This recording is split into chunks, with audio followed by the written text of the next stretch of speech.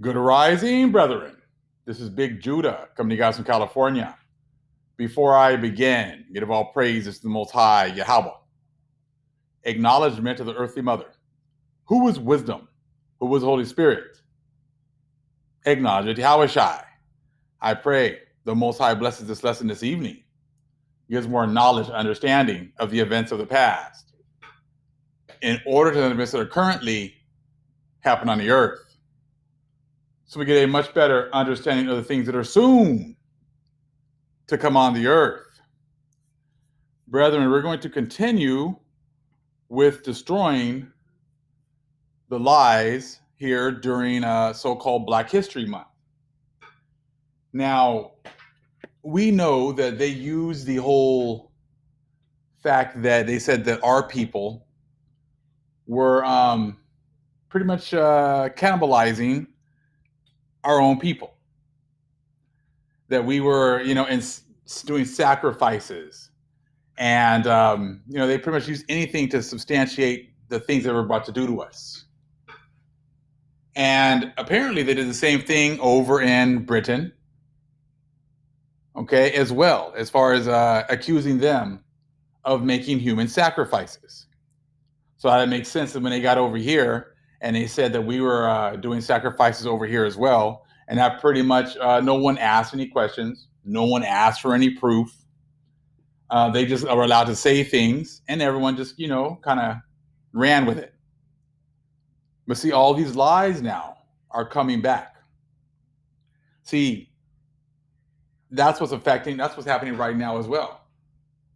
I said a couple weeks ago that what's going to happen with you're going to see with the Gentiles right now, especially with the vaccines and everything else, is this. They're going to sit there and say at first, oh, we are for sure that the vaccines are going to work against all the variants.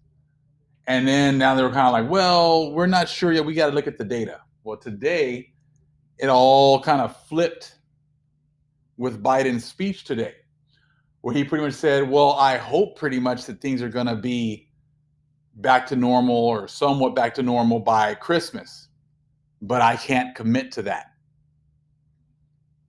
You see what's going on now. They're backtracking, as they said that they were going to. I was sitting here right now before I did this video. I was looking at an interview on CNN. If I can find them, I'll do a video on it. But it was pretty much a doctor said that there's pretty much no way with all these variants that that you can't stop all these variants with just one vaccine. And I mean, this guy's actually, I've seen him a few times. He knows what he's talking about. And he says just because, we open up everything, that's what it is with these people here.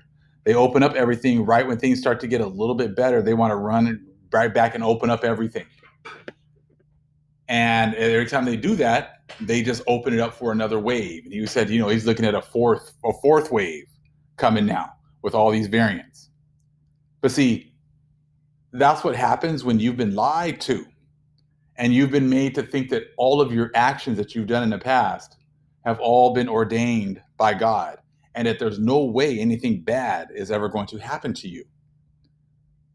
See, you were told that the so-called barbarians were committing human sacrifices and you were going to come in and you were going to fix all that. Well, we're going to find out the truth about the Romans and what they were doing. See, they always hide their dirty laundry, but the Most High brings it out right here at the end. And see, that's why nothing is working right for you guys now, because the Most High is exposing your lies. He's exposing all the lies that you've used to justify your heinous, horrible actions against our people. And now it's payback time. It's recompense. And that's why nothing is working for you. Now, I also heard that these winter storms caused a backup of 6 million doses of their vaccine. And they're like, well, we're just going to double it up next year. Well, next week, we're going to make it all up. See, you guys are very prideful thinking you don't get anything done unless the Most High ordains it. And as you can see, he's not ordaining your plans. He's not ordaining you getting out of this with a vaccine. He's the one, like we read in 2nd Ezra 16. Go back and check out that video if you haven't looked at it yet. 2nd Ezra 16 lets you know when these plagues are sent, they're not coming back. Once these plagues are sent out amongst the Gentiles and all the other nations, it will not come back void. And see, now when you look at the news, look for them to be, switching up their tone a little bit. And that's exactly what I saw today. And that's what I said was going to happen. They're going to at first say, oh, yeah, these vaccines are going to work. And then they're slowly but surely going to let you know that things won't be coming back anytime soon. I mean, they were for sure by the summer, things were going to get better. They were sure that by the fall, everything's going to get better. Now they're all the way pushing things all the way out to Christmas. But they said, but don't quote me on that. That shows you that they are not in control. They've never been in control. And the Most High is making them fall on their sword. Now let's take a look here at what was going on here. That's why these books are so important, because they actually also, not only do they give you the information, but they also link it up with the Bible and other historical information. I'll let you guys read the top part. I'm going to read more so down here at the bottom, okay? But these Druidical sacrifices appear, however, to have been illegal executions. Let me get this book, actually.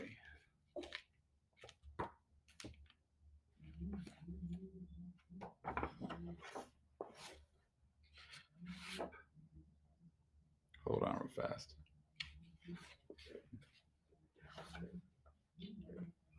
Hold on. Getting the page here, guys. Hold on real fast. Hold on. Okay. These Druidical sacrifices appear, however, to have been legal executions. See, they make it sound like this stuff wasn't legal. It was just, you're just sacrificing to sacrifice, okay? Hold on fast.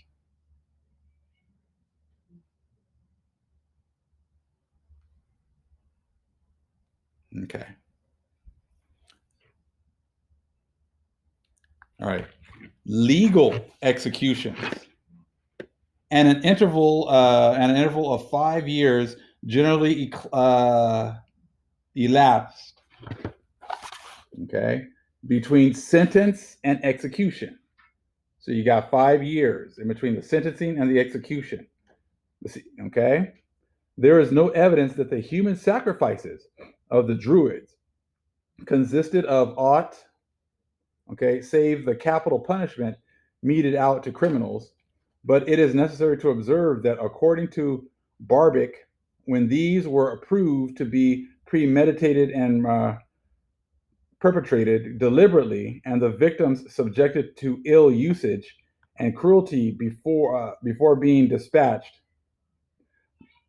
the Bardic teaching was that a man having been guilty of crimes that are punishable with with death must be so punished.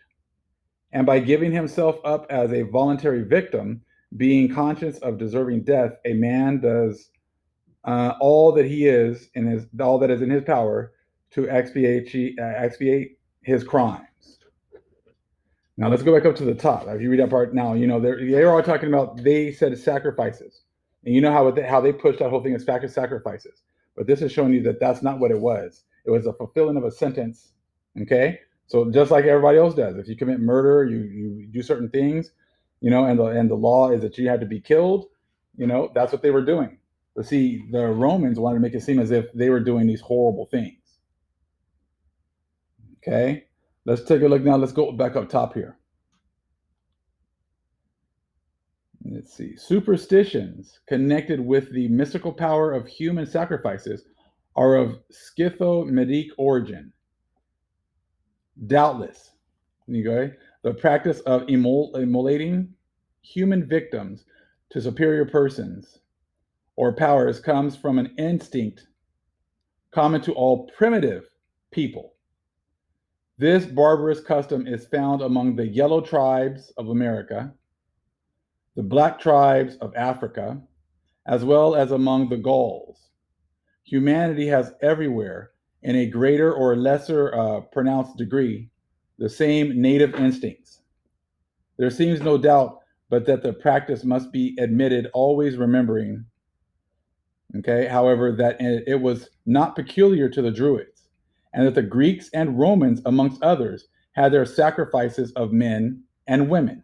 See, they keep that all hush hush. They had their sacrifices of men and women, but they always want to push out on everybody else, the things that they do, okay? Bertrand says that it is impossible to deny, after a close examination of texts, that human sacrifices up to the time of the Roman conquest were very popular. So again, Bertrand says that it is impossible to deny, after a close examination of texts, that human sacrifices up to the time of the Roman conquest were very popular and were regarded as an ordinary, okay, practice in several parts of Gaul and Germany. He also arrives at the conclusion that they were established in Gaul anterior to the introduction of Druidism in that country. So that was something we're doing before Druids showed up. It is doubtful, however, whether these sacrifices took place in the vicinity of the temples.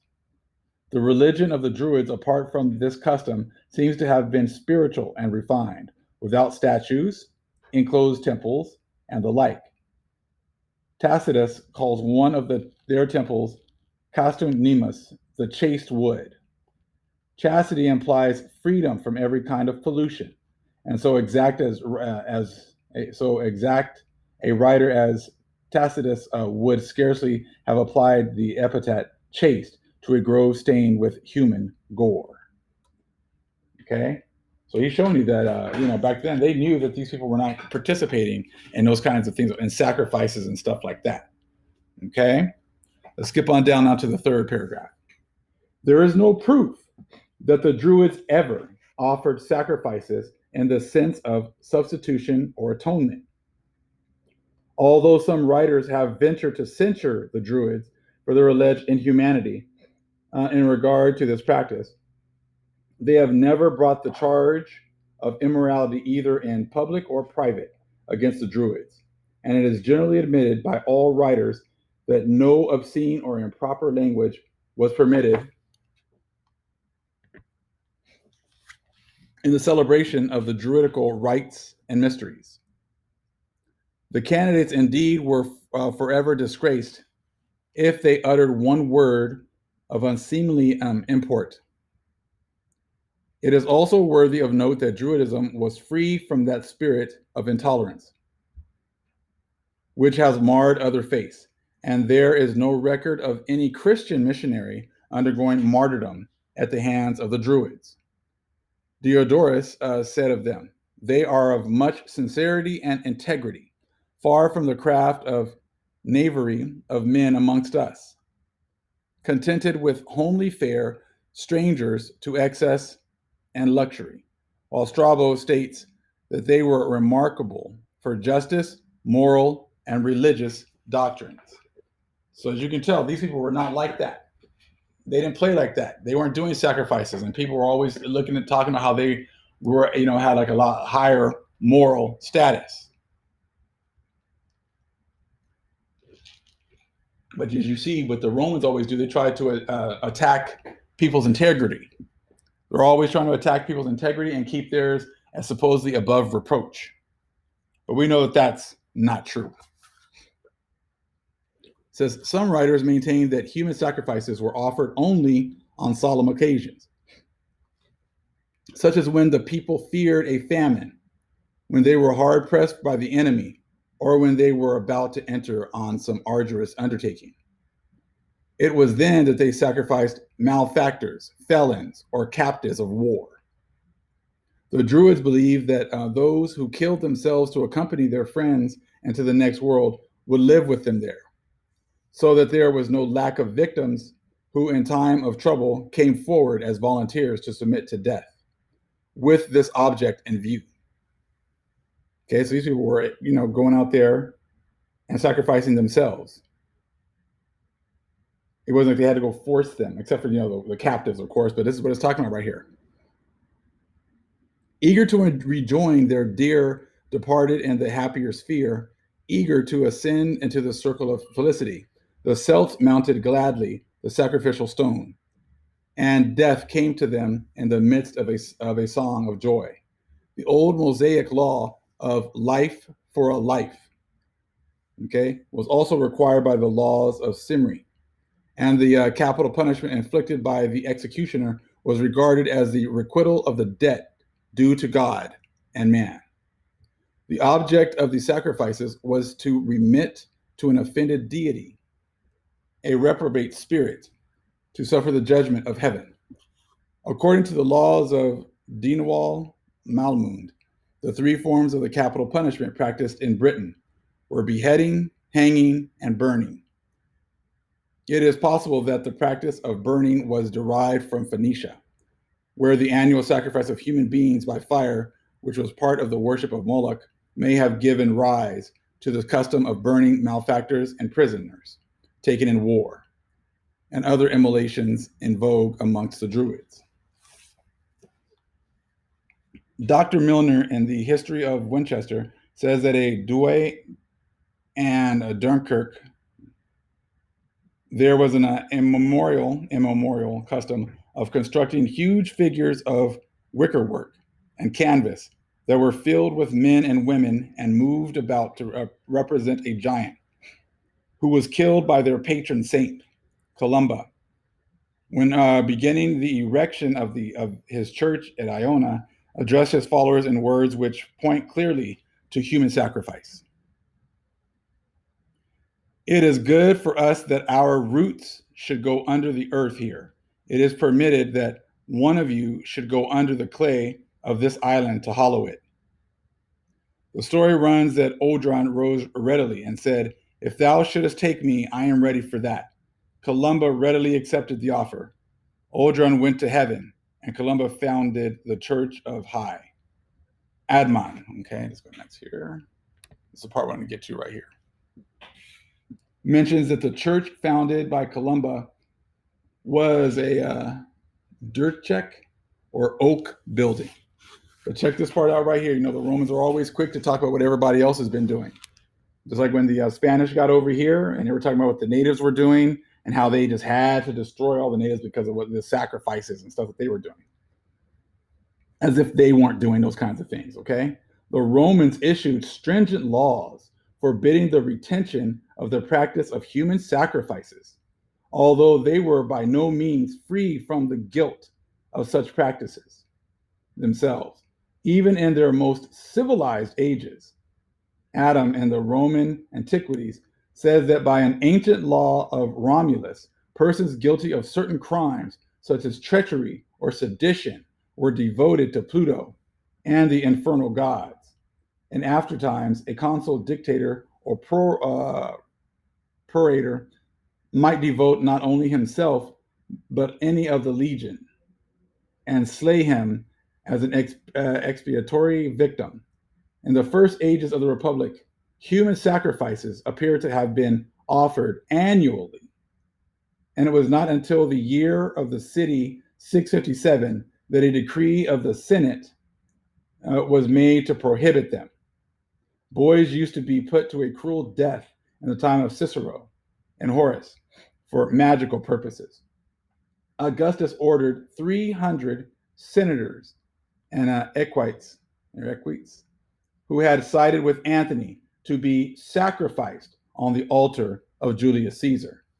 Gibbon tells us that under the specious pretext of abolishing human sacrifices, the emperors Tiberius and Claudius suppressed the dangerous power of the Druids. The Romans, however, regarded human sacrifices as pleasing to the gods. Even at so late a period as the Second Punic War, a man was buried alive for the purpose of conciliating the divine favor. And when the soldiers of Julius Caesar attempted an insurrection at Rome, 2 of them were sacrificed to Mars in the Campus Martius, and their heads were stuck up in the Regia. The Egyptians carried the practice to such a monstrous excess, okay, says Cart in his History of England, that the Heliopolis, they offered every day 3 men to Juno, till Ahmosis abolished the custom. substituting images of wax instead of men, as the Laodiceans of Syria did in lieu of the virgin they yearly offered to Minerva. The Aborigines of Italy offered their victims to Jove and Apollo. Ireland is said to, by some writers, particularly the Arbus de Jabanville, to have been free from the taint of human sacrifices. But this is because wherever possible, all mentions of this practice has been suppressed by partial writers. So please don't run away from your history here, Gentiles. You have been doing these sacrifices for hundreds and hundreds of years. So you're in no position, and definitely in no position to come to our lands and then act as if we were doing things like you. And all these lies are coming out because, like I said, those are the times that we're in right now. We're in the time of actually getting all this information out.